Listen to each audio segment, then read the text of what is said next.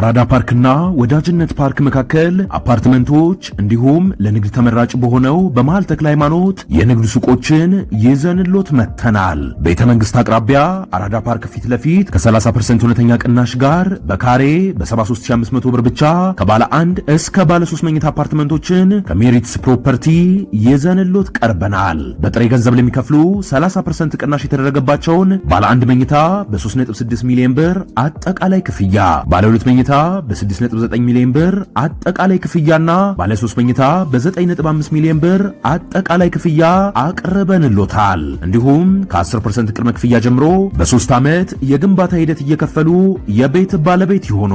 በዚህ የመኖሪያ መንደር ውስጥ መዋኛ ገንዳ፣ ጂምናዚየም፣ ደረጃውን የጠበቁ ሰፋፊ ሊፍቶች፣ ምቹና በቂ መኪና ማቆሚያ ቦታዎች፣ ዘመናዊ የደረቅ ቆሻሻ ማስወገጃ፣ አውቶማቲክ ጄኔሬተር የተገጠመለት የከርሰ ምድር ውሃና ለተለያዩ አገልግሎት የሚውል ሰገነትም በአንድ አካቷል። እንዲሁም በመሃል ተክለ ሃይማኖት ከአንድ ሳምንት ባልበለጠ ጊዜ የምናወጣቸው የንግድ ሱቆችን ቀድመው ለመመዝገብ ከታች ባለው ስልክ ይደውሎ። ሜሪትስ ፕሮፐርቲ አራዳ ፓርክና ኢሳያስን መቼ ይወገድ፣ ለምንና በማን ይወገድ የሚል ጥያቄ በተደጋጋሚ የተነሳ ነው። እንግዲህ በኢሳያስና በሱፕሪም ሊደሩ የኢራኑ ሱፕሪም ሊደር መካከል ያለው የእድሜ ልዩነት፣ የመሪ ልዩነት ያኛው 37 ዓመት ነው። ይሄኛው ስንት ሆነ? 1983 እስቲ ቁጠሩልኝ። 30 ስንት ነው የሚሆነው? የኢሳያስ ኦልሞስት 83 93 2003 13 30 8 ሲሆን 5 35 ዓመት 35 36 ዓመት ሰው ልዩነታቸው 2 ዓመት። ስለዚህ ሱፕሪም ሊደር ነው ኢሳያስ ራሱ ማለት ነው። አኩቻሊ ሱፕሪም ሊደር ነው፣ ምንም ጥያቄ የለውም። ሃይማኖት የተቀባ ነገር የለውም እንጂ ሱፕሪም ሊደር ነው። የኤርትራ ሱፕሪም ሊደር ማለት ነው። ዲክታተር እንዳየ ነው። እና ብዙ ሰው ይሄን ጥያቄ አንስቷል። ታይሙ መቼ ነው የሚል፣ ይሄንን ፈላጭ ቆራጭ ከዚህ የተሻለ ጊዜ አለ ወይ? ይሄንን እድል እንደ መልካም አጋጣሚ መጠቀም አይሻልም ወይ የሚል ጥያቄዎች ተነስተዋል።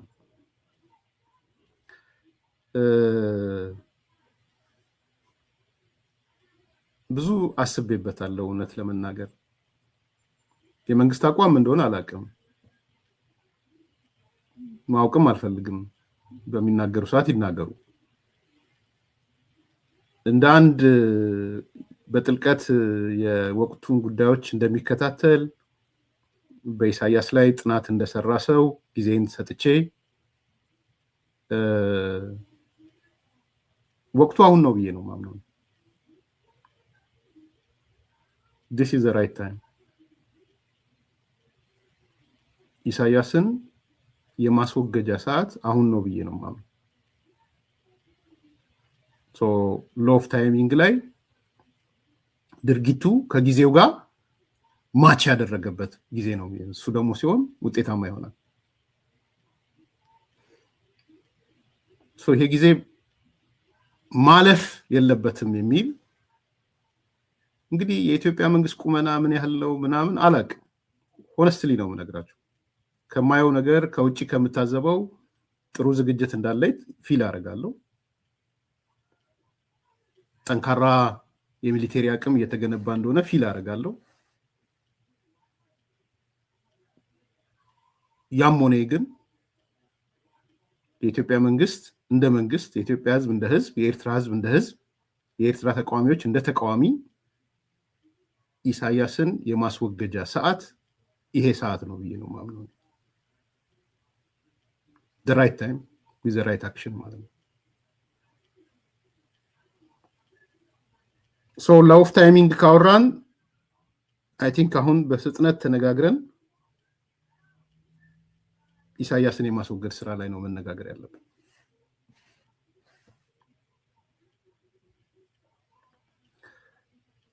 ከዛ በኋላ ይልቁንስ ከኢሳያስ መወገድ በኋላ የምትኖረው ኤርትራ ምን ትመስላለች?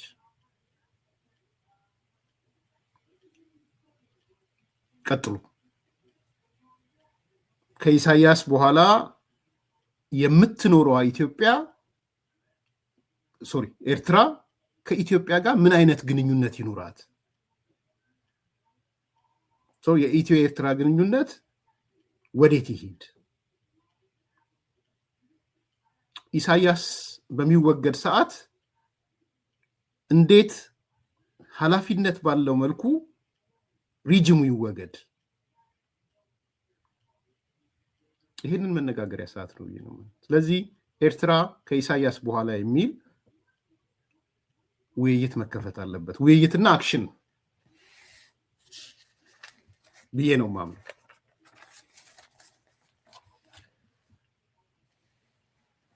ይሄ አንዱ ነው። ይወገድ በሚለው ላይ ከተስማማን፣ ሪጅም ቼንጅ አሁን ነው የሚለው ላይ ከተስማማን፣ ነገ አይደለም ከነገ ወዲያ አይደለም ዛሬ ነው የሚለው ላይ ከተስማማን፣ ለምን ይወገድ የሚለውን ደግሞ አብረን ነው የምናነሳው። ቀጥሎ በማን ይወገድ የሚለው ማለት ነው። ሰሞኑን አንድ ጽሁፍ ወደኋላ ሄደው አምጥተውት ይሁን አላቅም፣ ማርቲን ፕላውት የጻፈው ጽሁፍ ሳየው ነበረ። ያው ማርቲን ፕላውት ታውቃላችሁ፣ ፕሮቲፔሌፍ ነው ይታወቃል፣ በባህሪውም በምኑ። ግን አንድ በጣም ከባድ ጽሁፍ ጽፎ ሲንሸራሸር አይቼዋለሁ ማርቲን ፕላውት። ይህን ጽሁፍ አይታችሁት ከሆነ አላቅም። ያው እንግዲህ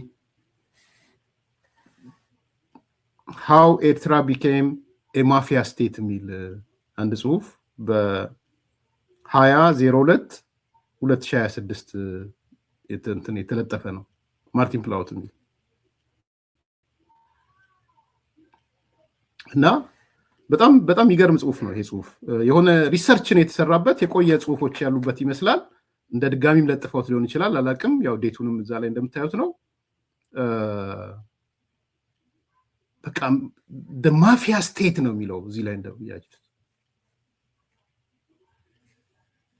ኤርትራ ሀገርነቷ ቀርቶ ማፊያ ስቴት ሆናለች። የሁሉ ነገሮች መፈልፈያ ሆናለች። ለዛ ነው ማርቲን ፕላውት ማፊያ ስቴት ያለው።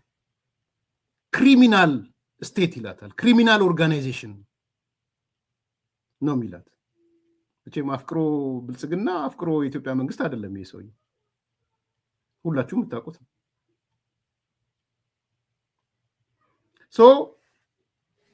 ይሄ የማፊያ ስቴት የወንጀለኛ መናኸሪያ የሆነ አገር ለነገ የምታስቀምጠው ሀገር አይደለም።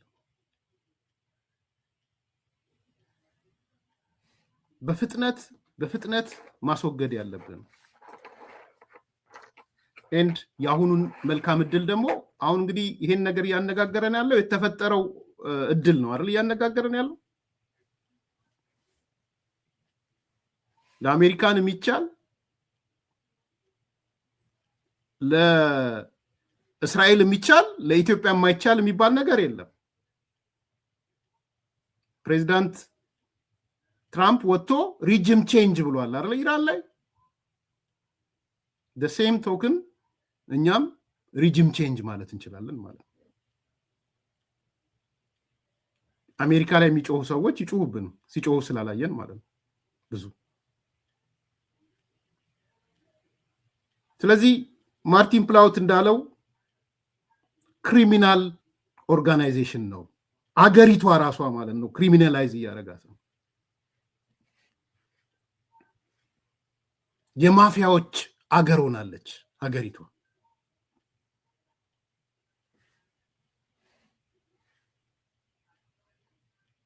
ይሄ ሽብርተኛ መንግስት ኢትዮጵያ ላይ ደግሞ ሁለተኛው ነጥብ የተለመደ ቃል አለ፣ ግልጽና ተጨባጭ አደጋ የጋረጠ ምንም ጥያቄ የለውም። በመረጃ በማስረጃ ማለት ነው። ስለ ኤርትራውያን አይደለም አሁን የምንነጋገረው፣ በኋላ እንመጣለን ስለ ኤርትራውያን። ስለ ኢትዮጵያ ነው የምናወራው። ኢትዮጵያ ላይ ተጨባጭ አደጋ ጋርጧል። ግልጽ አደጋ ጋርጧል። 1 2 3 4 ብለን የምንዘረዝራቸው አደጋዎች ማለት ነው። የተገለጹ፣ የሚታወቁ፣ የተነገሩ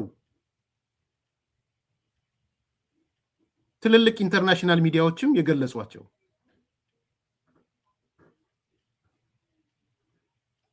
እኛ ሚዲያዎቹን መንገድ ትችላላችሁ። በፋኖ በኦነግ ሸኔ በሱዳን በኤርትራ መካከል ጥምረት ተፈጥሯል።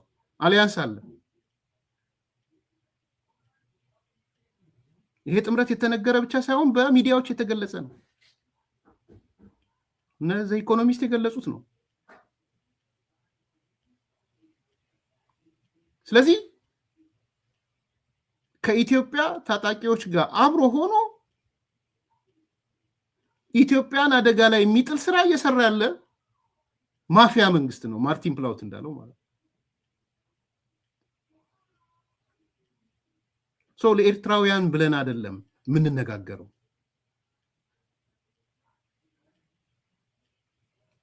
የኤርትራ የበላይ ጠባቂ ሆነን አይደለም። አያገባንም መባል ይችላል። እንደዛ ግን አልልም። ያገባናል ብዬ ስለማምን መዘዙና መከራው ኤርትራውያን ላይ ብቻ ቢሆን የሉዓላዊነት ጥያቄ ይነሳል። ምን አገባ ስለ ኤርትራ ሊባል ይችላል። ሌጂቲሜት ነው። አሁን ግን ይሄ መንግስት እንደ መንግስት ኢትዮጵያ ላይ የሚታይ የሚዳሰስ የሚጨበጥ አደጋ ጋርጧል። ኢንተርናሽናል ሚዲያዎች የዘገቡት ማለት ነው።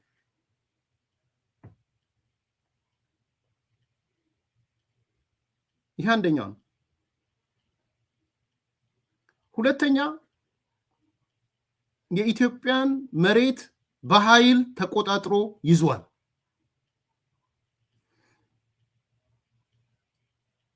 ይሄም በተጨባጭ የተረጋገጠ ነው። የኢትዮጵያ መሬት ነው። የትግራይ የሚባል መሬት የለም። የአፋር የሚባል መሬት የለም። ከውጭ ሀገር ጋር የምናወራ ከሆነ ስለ ሶማሊያ የምናወራ ከሆነ ስለ ሱዳን የምናወራ ከሆነ ስለ ኤርትራ የምናወራ ከሆነ ስለ ኬንያ የምናወራ ከሆነ የኩኩዩ መሬት የምናም መሬት አይደለም የምንለው፣ የኬንያ መሬት ነው የምንለው።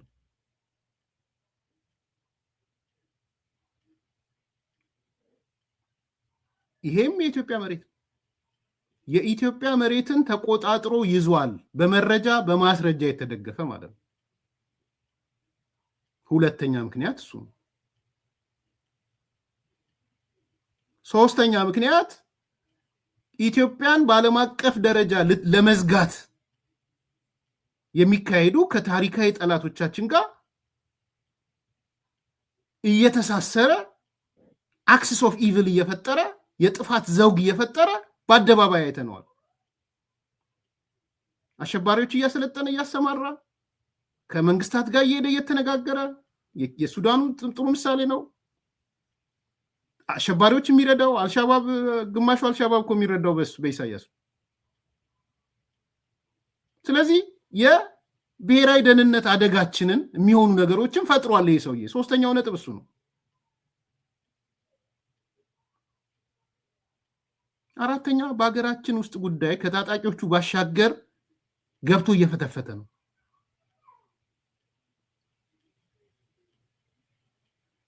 ዝም ብሎ ነው እንደ ናቅፋ ብር ትግራይ ውስጥ እንደ ብር እንደ ኢትዮጵያ ብር የሚሽከረከረው? የኢትዮጵያ ወርቅና የኢትዮጵያ ማዕድኖች የሚሄዱት ዝም ብሎ ነው እንደሚሄዱት? መዋቅር እኮ ስለዘረጋ ነው። ኦልሞስት ትግራይ ውስጥ የኤርትራ መዋቅር ተዘርግቷል። ይሄ ያው የትግራይ ተጋሮች የሚናገሩትን ሂዱና ስሙ።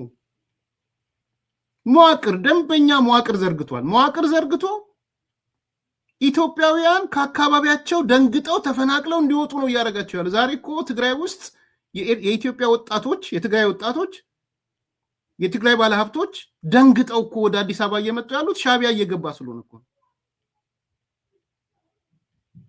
ሌላ ነገር ነው እንዴ? ጦርነት ይነሳል የሚሉት እኮ ሻዕቢያ ስለመጣ ነው።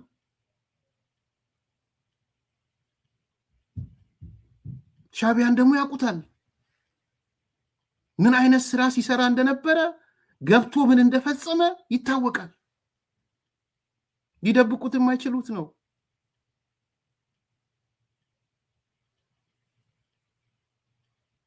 ስለዚህ የኢትዮጵያ ውስጥ ገብቶ መዋቅር እየዘረጋ ነው ያለው። እነዚህ ምክንያቶች በሙሉ ተደምረው ከኢትዮጵያ አንጻር ኢሳያስ ሪጅም ቼንጅ ማንቀሳቀስ አንደኛ ቅድም ጊዜውና ሰዓቱ ነው ብለናል። ሁለተኛ ምክንያታዊ ነው ብለን ለምን የሚለውን ጥያቄ ነው እየመለስኩ ያለሁት። ከኤርትራውያን አንጻር አይደለም፣ ለኤርትራውያን ብለን አይደለም የሻዕቢያን ሪጅም ቼንጅ የምናመጣው፣ ለራሳችን ለኢትዮጵያ ብለን ነው።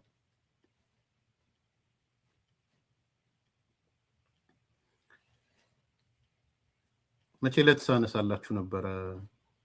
በጣም በጣም አስፈሪው ነገር ምን መሰላችሁ?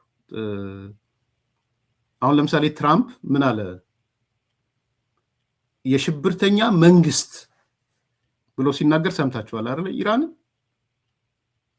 ያ የሽብርተኛ መንግስት አሜሪካ ላይ ስጋት ስለዳረገ ነው የሄዱት አሜሪካኖቹ፣ ለኢራን ህዝብ ብለው አይደለም። እኔ አሁን የደረስኩበት ድምዳሜ የኤርትራ መንግስት እንደ መንግስት ሽብርተኛ መንግስት ነው።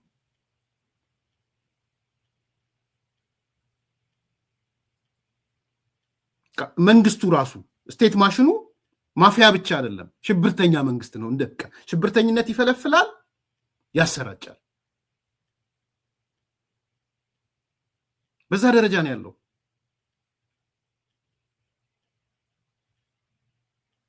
እና ባለፈው ያነሳሁት ይሄ ራፓፖርት የሚባለው እነሱ ዓለም ወደ 5ኛው ትውልድ ላይ ነው አይደል ሪሰርቻቸው 5ኛ ትውልድ ላይ ደርሷል ነው የሚሉት። 1ኛ ትውልድ፣ 2ኛ ትውልድ፣ 3ኛ ትውልድ፣ 4ኛ ትውልድ ብለው አሁን ዓለማችን 5ኛ ትውልድ ላይ ደርሳለች ነው የሚለው ሽብርተኛ ራፓፖርት። ታስታውሳላችሁ ያልኳቸው 1ኛው ትውልድ የአናርኪስት ማዕበል የሚባለው ወይም አናርኪስት ዌቭ የሚባለው ይሄ በግድያ በምናምን ያለው ማለት ነው። 2ኛው ትውልድ የጸረ ኮሎኒያል ማዕበል ወይም አንቲኮሎኒያል ዌቭ የሚባለው ነው። 3ኛው ትውልድ የግራሪዮት ዓለም አራማጆች አካባቢ የታየው ሽብርተኝነት ነው። 4ኛው የሃይማኖታዊ ሽብርተኝነት ነው። 5ኛው እነሱ የሽብርተኝነት ከፊል መንግስት ብለው እሱ ላይ ነው ያቆሙት፣ ቴሮሪስት ሴሚ ስቴት ብለው። እኔ ግን አሁን የማየው ከከፊል ሽብርተኝነት ወደ ሙሉ ሽብርተኝነት የገቡ ሀገራቶች አሉ። እኔ 6ኛ ሽብርተኝነት ማዕበል አለ እያልኩ ነው ያለው። 6ኛ ጨማሪ ሊሆን ነው ማለት ነው።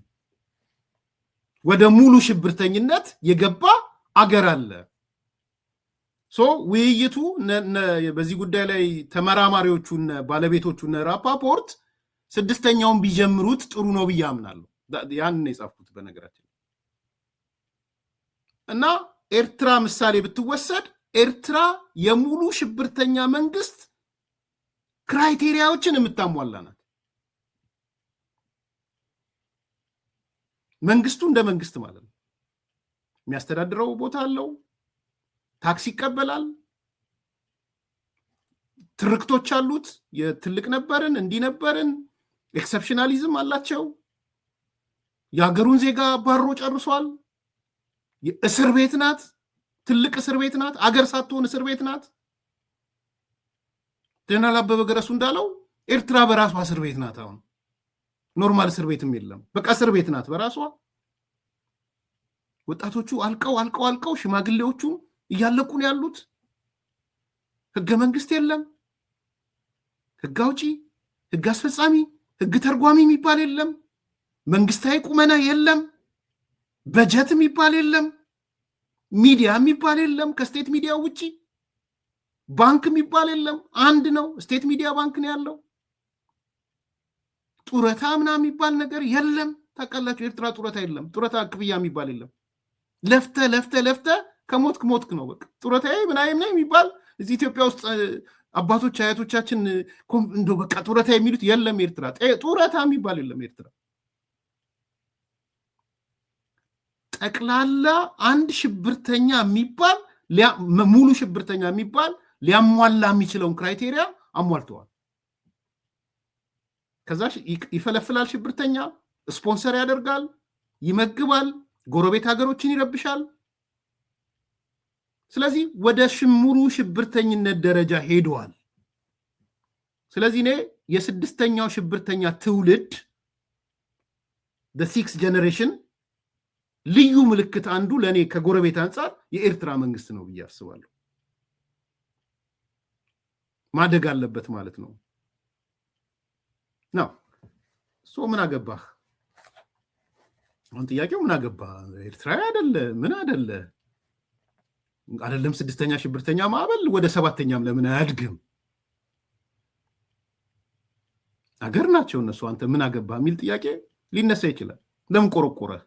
የማቤት ነህ? ጥሩ ጥያቄ ነው። ይህም ጥያቄ ከተነሳ ስላያየው ስለሆነ ነው። አንዳንዶች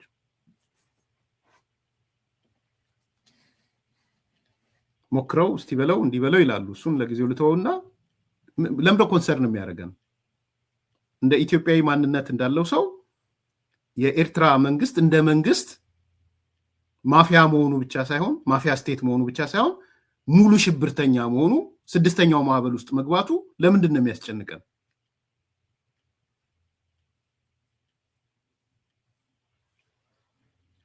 የሚያስጨንቀን ትልቁ ነገር ለኔ ቁጥር አንድ ንገሩን ብባል የሚያስጨንቀኝን ማለት ነው እሱ ሙሉ ሽብርተኛ ሆኖ አርፎ አልተቀመጠም። አርፎ ቢቀመጥ ችግር አልነበረውም። ኢትዮጵያን እያወካት ስለሆነ በማን ነው የሚያወቀው? በዋናነት ከፊል ሽብርተኛ ወደ ሆነው ቲፒኤልኤፍ ስለሄደ ማለት ነው።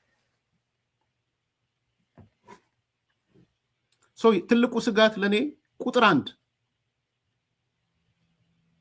ስለ ኢሳያስ ሪጅም ሳወራ ስለ ኢሳያስ ሙሉ ሽብርተኝነት ሳወራ ስጋቴ ለኤርትራ ሙሉ ሽብርተኛ ስለሆነ አይደለም። የሱ ልጅ በሱ ምክንያት ከፊል ሽብርተኛ እየሆነ ስለሆነ ነው የሚያሰጋኝ። ዛሬ ቢመረንም ህወሓት የሚባለው ድርጅት የሻዕቢያ ልጅ ሙሉ ለሙሉ ከፊል ሽብርተኛ ሆኗል። የከፊል ሽብርተኝነት ክራይቴሪያ አሟልቷል። ቢኮዝ ኦፍ ኤሪትሪያ አንዱ ምንድናቸው የከፊል ሽብርተኝነት ባህሪያት? ጽፌን ለማስታወሻው ላይ የጻፍኩት ነገር አለ። ምንድነው ባህሪያቶቹ? አንድ የሆነ አካል ከፊል ሽብርተኛ ሴሚ ቴሮሪስት ሆኗል ስንል ምንድነው ባህሪው? አንዱ የታላቅ ነበርን ውስዋስ ነው አይደለ? ታላቅ ነበርን የሚል ከኛ በላይ ላሳር ማለት ነው። አገር የሰራን አገር የመሰረትን ምናምን ኢሳይያስ ባይዘው እንደዛ አይነት ተሰጥቶ ነው ያለው። ሁለተኛው ከርዕዮተ ዓለማዊ ትስስር ወደ እርስ በርሱ የሚባላ የሚቃረን ልሂቅ መፈጠሩ ነው። አይዲዮሎጂካል ነበረ። በተለይ የትግራይ ልሂቅ ቁጥሩ ቀላል ያለው ነው። አይዲዮሎጂው ሲሞት ሞተ። አሁን የቲፒኤልኤፍ አይዲዮሎጂ ሞቷል። ሲሞት ፍርክስክሱ ሲወጣ ልሂቁም ተፈረካከሰ። ሲፈረካከስ ከፊሉ መደበቂያ ስለሌለው ወደ ሽብርተኝነት ሄደ። ሁለተኛው ሐሳቤ እሱ ነው። ሶስተኛው በመንግስት ውስጥ መንግስት መፈጠሩ ነው። ስቴት ካፕቸር ያደረገ አካል መፈጠሩ ማለት ነው። አሁን ዛሬ ትግራይ በመንግስት ውስጥ ያሉ አደገኛ የመንግስት አካላት ነው ያሉት። በስልጣን የተቆጣጠሩ፣ በፓርቲ የተቆጣጠሩ። እኔ አሁን በቅርብ ቀን አመጣላችኋለሁ የ60 ገጹን ሪፖርት። በትግርኛ ነው በነገራችን ላይ፣ ከፊሉ ተተርጉሞ ደርሶናል። ከፊሉ ሙሉ ትርጉም እንዲሆን ስለፈለኩ ነው፣ በሌላ መንገድ እንዳይተረጎም ቃል በቃል እንዲሆን። 60 ገጽ ኦልሞስት ክስ ማለት ነው። የተሰራው እዛው ትግራይ ነው የተሰራው። የትግራይ አመራሮች አንዳንዶቹ ወንጀልን እንመረምራለን ብለው ሰርተው ደንግጠው ያስቀመጡት ዶክመንት ነው። እኔ በተለይ ያን ፕሮግራም ስሰራ ኤርትራውያን እንድትመጡና እንድትከታተሉኝ ይፈልጋሉ። ኤርትራውያን ኢቭን ሻቢያም ሁኑ አይ ዶንት ኬር።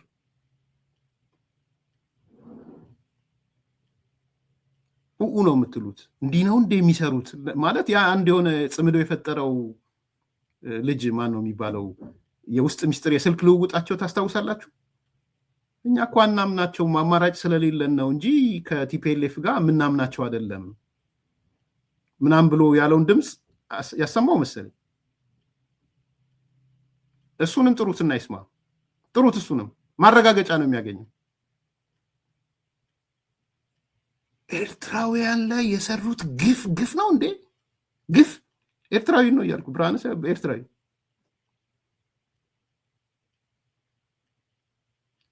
ጽምዶ ምናምን እያለ የሆነ ድምፁን እንትን እያለ የሚያወጣ ሰውዬ ማለት ነው። አናምናቸውም እኛ አማራጭ ስለሌለን ነው ከቲፒኤልኤፍ ጋር አብረን ይሆን ነው ብሎ የሚናገረው ኮንቨርሴሽኑ ካልሰማችሁት አመጣላችኋለሁ። እኔ ጋር አወል ሰይድ የሚባል ይስማ። በቅርብ ቀን ይዤው እመጣለሁ ዶክመንቱን።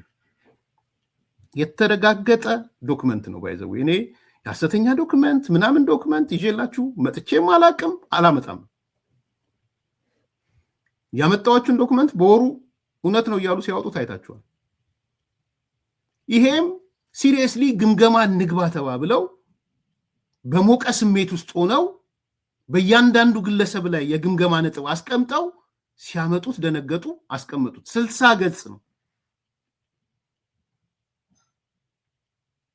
እንዴት ኤርትራውያንን ራቁታቸው እንዳስቀሯቸው ማለት በጣም ነው የምደነግጡት። በዚህ ልክ እነዚህ ሰዎች ወንጀለኞች ናቸው ወይ እስክትሉ ድረስ ማለት ነው። ማለት ብሔራዊ ደህንነት ስጋትም ስላለው ነው የማቀርበው። እኔ ኤርትራውያን ስለቆረቆሩኝ አይደለም እንዴ።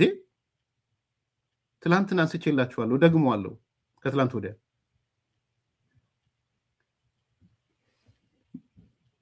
ከ200,000 እስከ 500,000 ብር እየተቀበሉ የኢትዮጵያዊነት የትግራይ መታወቂያ ይሰጧቸዋል። በተለይ ገንዘብ አላቸው ተብሎ የሚታሰቡት እሱም መታወቂያ ይዘው በአየር መንገድ ተሳፍረው ኢትዮጵያ አዲስ አበባ ይመጣሉ። በኢትዮጵያ አየር መንገድ እኔ ያሳሰበኝ ከ200 እስከ 500,000 ብር የከፈሉት ገንዘብ አይደለም ያሳሰበኝ። እንደዚህ አይነት መታወቂያ ለስንት ሰው ነው የተሰጠው ነው ያሳሰበኝ።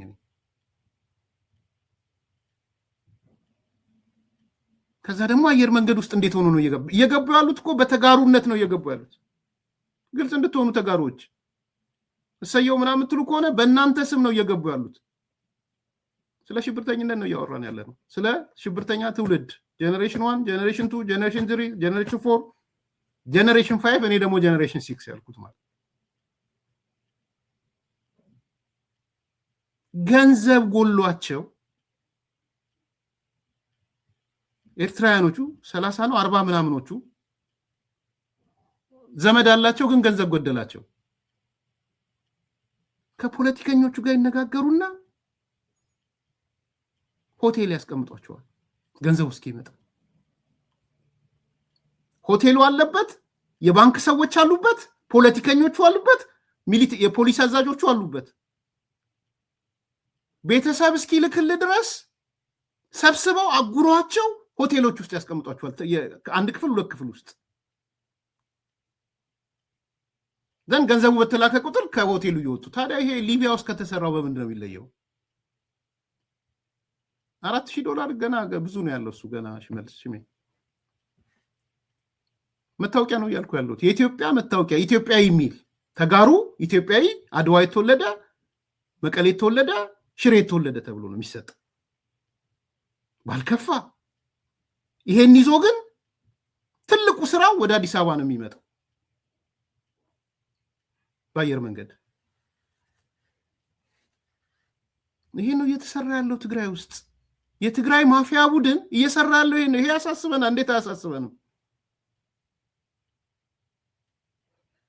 ዝርዝር ዶክመንት ነው ይዘን መጣው። እንደመታደል ሆኖ እየተረጎመልን ያለው ሰናይ ነው። እንደው ኃላፊነቱንም የሰጠው ስለሱ እሱን ይዤው ነው መጣው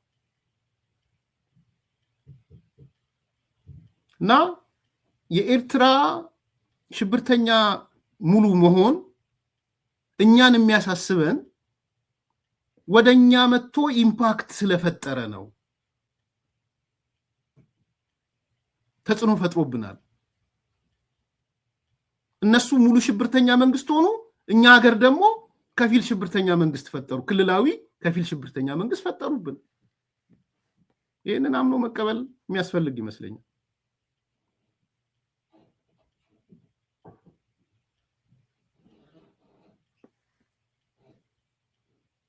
ያ እኔ መታገል ያለባቸው ንጹሃን የትግራይ ልጆች ናቸው። ንጹሃን ስለ ይሄ ንጹህ እጅን የታጠበ ምናምን አይደለም። ይሄ ትንሽ ቃሉ እንትን እንደሆነ አውቃለሁ። ንጹሃን ኢትዮጵያዊ ንጹህ ምናምን እኔም አልወደውም፣ ሆነስትሊ አልወደውም። ባይዘው አንተ እኮ ንጹህ ኢትዮጵያዊ ነህ ምናምን ሲባል ማን ቆሻሻ ኢትዮጵያ ያለ እንዴ ነው የምለው። ስለማልወደው ነው። ተረት እንትኖችም የደረሱብኝ ነገሮችም አሉ።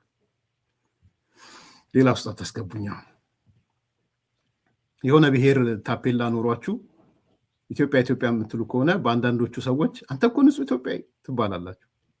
ክራይቴሪያ ይወጣላችኋል። ባይዘው ንጹህ ህይወትና ንጹህ ያለው አገር ወዳድ ኢትዮጵያዊና ምናምን ያሉ ከምሬን ነው የምነግራቸው። አንዱ ያሳለፍኩት ህይወት እሱ ነው። እዚህ ግባ የማይባል የኪነ ጥበብ ሰው ሚዛን ይዞ መጥቶ አንተ ኢትዮጵያ ስትል ኦሮሞ ሆነህ ኢትዮጵያ ስትል እኮ ትልቅ ኢትዮጵያ ይላል። አሁን ይቅር ለጊዜው እኔ ኦሮሞም ነኝ አላልኩም፣ ፖለቲካሊ ብዬም አላውቅም። ንጹህ ኤርትራዊ ንጹህ ትግራይ ከሚለው ነገር እንውጣና ተጋሮች ለራሳችሁ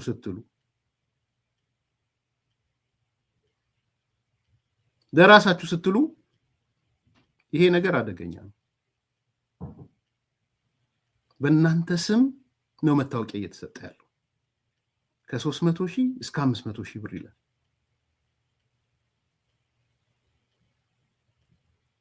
ከተሰጠ በኋላ ልጆቹ አዲስ አበባ ይመጣሉ፣ በተጋሩነት ይቆያሉ፣ የሆነ ነገር ያደርጋሉ። ብዙዎቹ ዘመድ አላቸው፣ የሆነ ነገር አላቸው። ያው እንትኑ ፕሮሰሱ ይጀመርላቸዋል። አላቅም ሻቢያን በዛ መልኩ ይልክ እንደሆነ አላቅም።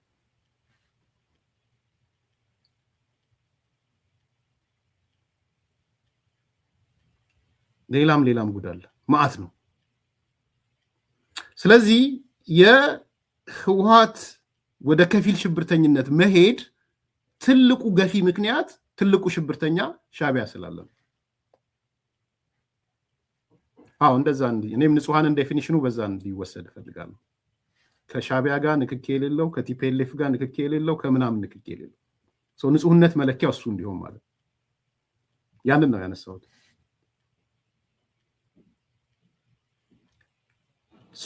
ለምን በሚለው ላይ በቂ መልስ የሰጠው ይመስለኛል። በማን ነው የመጨረሻ ማጠቃለያ? በማን ታዲያ? ጊዜው አሁን ነው።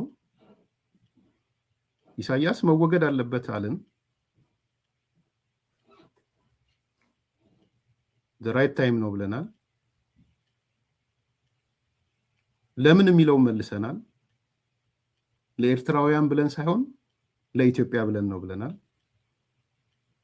ትራምፕ እንዳለው ትራምፕ ኢራን እየመታ ያለው ለአሜሪካ ደህንነት ነው ስላለ ትላንት ካልሰማችሁ ትንሽ ላሰማችሁ። time ago, the United States military began major combat operations in Iran. Our objective is to defend the American people by eliminating imminent threats from the Iranian regime, a vicious group of very hard, terrible people. Its menacing activities directly endanger the United States, our troops, our bases overseas, and our allies throughout the world. For 47 years, the Iranian regime has chanted death to America and waged an unending campaign of bloodshed and mass murder, targeting the United States, our troops, and the innocent people in many, many countries. Among the regime's very first acts was to back a violent takeover of the U.S. Embassy in Tehran, holding dozens of American hostages for 444 days. In 1983, Iran's proxies carried out the Marine barracks bombing in Beirut that killed 241 American military personnel. In 2000, they knew and were probably involved with the attack on the USS Cole. Many died. Iranian forces killed and maimed hundreds of American service members in Iraq. The regime's proxies have continued to launch countless attacks against American forces stationed in the Middle East in recent years, as well as U.S. naval and commercial vessels and international shipping lanes. It's been mass terror, and we're not going to put up with it any longer.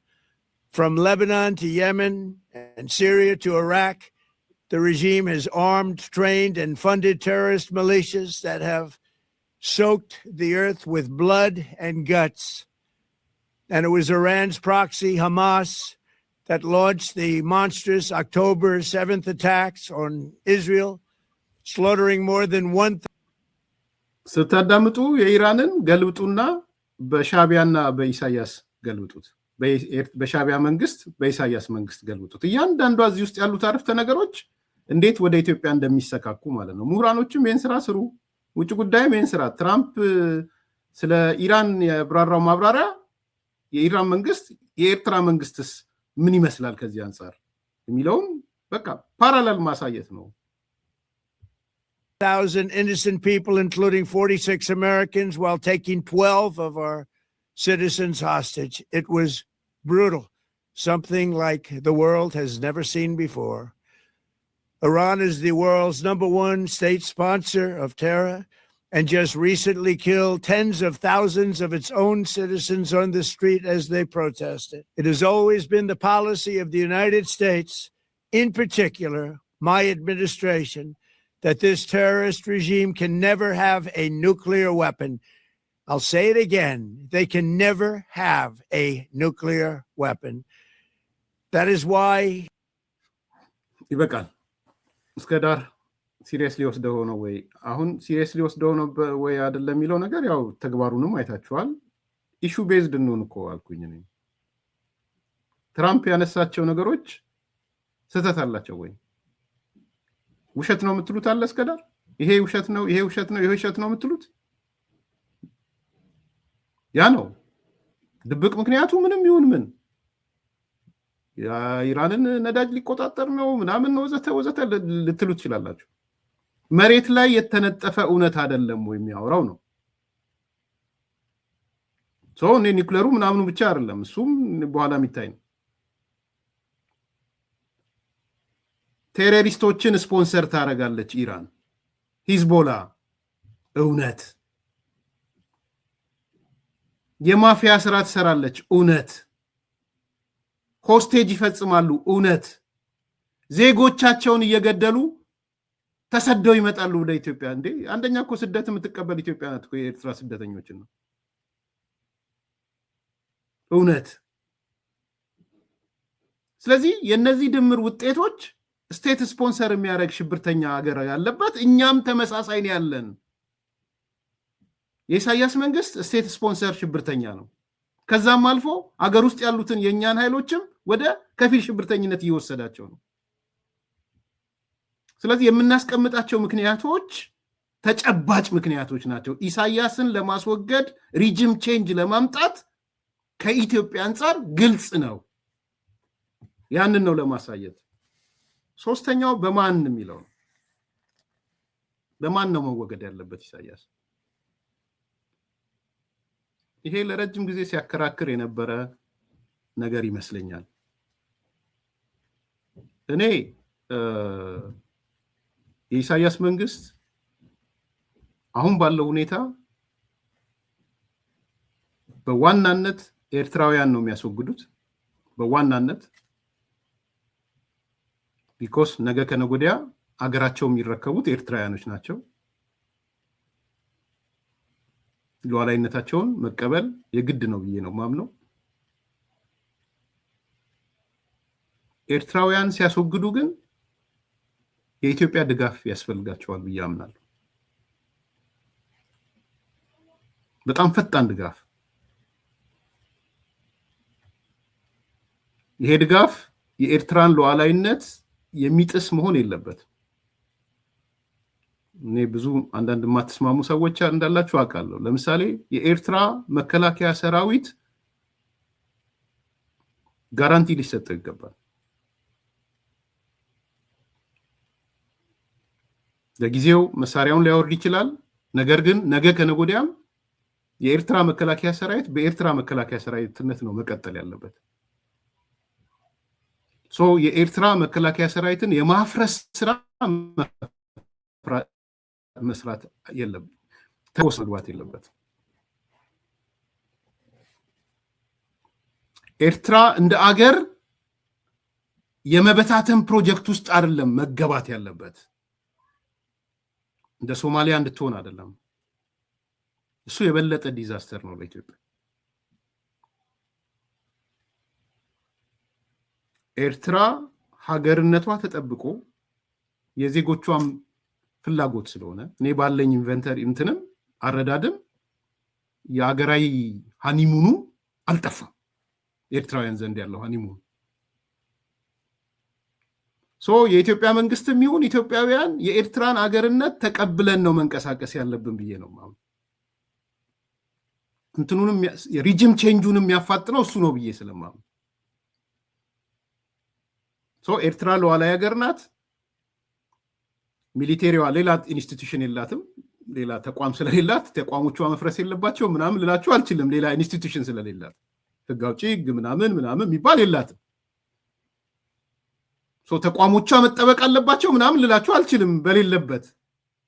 ቢያንስ ግን አንድ ተቋም አለ፣ መከላከያ አላቸው። የኤርትራ ጦር ሰራዊት አለ። ያ የጦር ሰራዊት መፍረስ የለበትም። ያ ጋራንቲ መስጠት ያስፈልጋል። ነገ ከነገ ወዲያ የምትመጣውም አዲሲቷ ኤርትራ ከኢትዮጵያ ጋር ኢኮኖሚያዊ ትስስር የሚኖራት፣ ፖለቲካዊ ትስስር የሚኖራት ኢትዮጵያ የራሷ መከላከያ ያላት፣ እዛ ውስጥ ያሉ ወንጀለኞች ጀነራሎቹ ጥቂት ናቸው። በነገራችን ላይ የሀብት ኔትወርክ ያላቸው፣ የቤተሰብ ኔትወርክ ያላቸው፣ ፓትሮኔጅ የፈጠሩ፣ የወንጀል ሰንሰለት የፈጠሩ፣ ሂውማን ትራፊኪንግ የሚሰሩ፣ የትልቅ ኮንትሮባንድ ላይ ያሉ እነሱን ለቅመህ አሁን ኢራን ላይ እንደተደረገው ማለት ነው። ስለ ኤርትራ ሰራዊት ሳወራ ስለ ጀነራሎቹ ስለምኖቹ አይደለም እያወራው ያለሁት። መነጋገር ያለብን ከጀነራሎቹ ባሻገር ባለው ሰራዊት ላይ ማለት ነው። ስለዚህ ጋራንቲ ሊሰጥ ይገባል። እንደ አገር እውቅና ያስፈልጋታል። ሰራዊቱ ይቀጥላል። ሌላ ተቋም የላትም ኤርትራ። ከዛ ደግሞ የኢትዮጵያ መብት የሚባለው ነገር ሪኮግናይዝ የሚያደርግ የኤርትራ መንግስት ማለት ነው። የኢትዮጵያ መብት ቤዚካሊ ከአሰብ ጋር የተያያዘው መብት ነው። ተፈጥሮም ቢመለከት ማንም መጥቶ ተፈጥሮም ቢያያት ለኢትዮጵያ የተሰራች አሰብ በተንኮለኞች የተወሰደች ናት። እዛ ጋር ምን ይደረጋል? ሰጥቶ መቀበሉ ምን ይሁን፣ እንዴት አይነት አጠቃቀም ይኑር ምናምን ከእውነተኛው የኤርትራ መንግስት ጋር የሚደረግ ውልና ስምምነት ነው። ባይዘው የሚጸናውም እንደዛ ሲሆን የአሰብ የባህር በር መብታችንን ባለቤትነት መብታችንን የሚያረጋግጥ ይሄ አፈጻጸሙ ነው ብያምናለሁ። ስለዚህ ቁጥር 1 እንደ ሶማሊያ ናፍርሳት ምናምን አይደለም። ታርጌቱ የበላይ አመራሮቹ ነው። ኢሳያስና በኢሳያስ ዙሪያ ያሉ ሚሊተሪዎች ናቸው ታርጌቱ። ይሄ ደግሞ የሚፈጸመው በኤርትራውያንና በኢትዮጵያ ድጋፍ ነው መሆን ያለበት። መቼ? አሁን ማለት መቼ ነው? ነገም ሊሆን ይችላል፣ ከነገ ወዲያም ሊሆን ይችላል። ትክክለኛው ሰዓትና ትክክለኛው ጊዜ ግን አሁን ነው።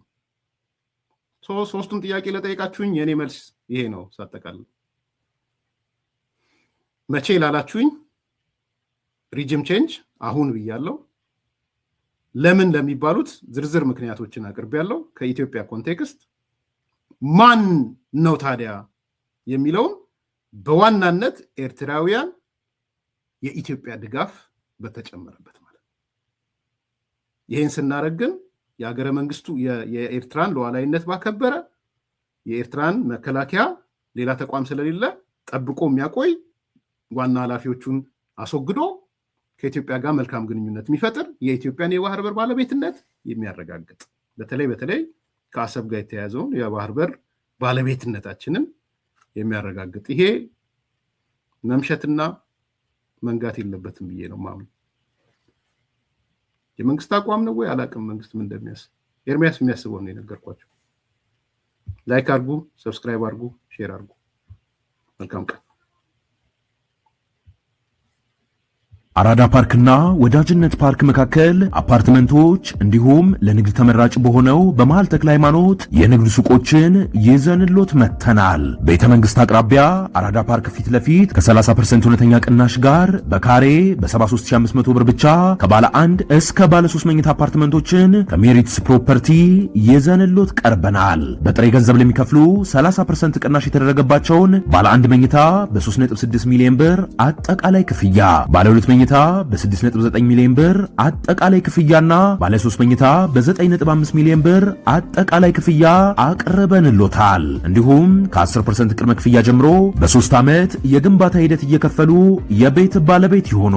በዚህ የመኖሪያ መንደር ውስጥ መዋኛ ገንዳ፣ ጂምናዚየም፣ ደረጃውን የጠበቁ ሰፋፊ ሊፍቶች፣ ምቹና በቂ መኪና ማቆሚያ ቦታዎች፣ ዘመናዊ የደረቅ ቆሻሻ ማስወገጃ፣ አውቶማቲክ ጄኔሬተር የተገጠመለት የከርሰ ምድር ውሃና ለተለያዩ አገልግሎት የሚውል ሰገነትም በአንድ አካቷል። እንዲሁም በመሃል ተክለ ሃይማኖት ከአንድ ሳምንት ባልበለጠ ጊዜ የምናወጣቸው የንግድ ሱቆችን ቀድመው ለመመዝገብ ከታች ባለው ስልክ ይደውሎ። ሜሪትስ ፕሮፐርቲ አራዳ ፓርክ